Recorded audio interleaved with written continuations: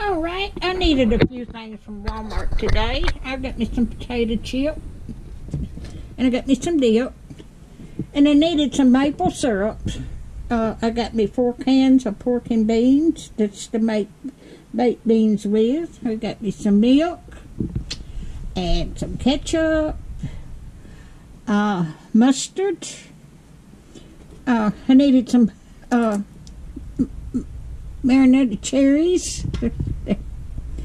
I needed crushed pineapple, and I needed pineapple slices.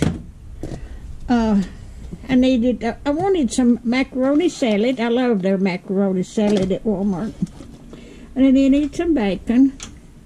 I need some sour cream, and I got 2 things of chili, and I got me some fish fillets, and I needed bread, and I treated myself up some cookies.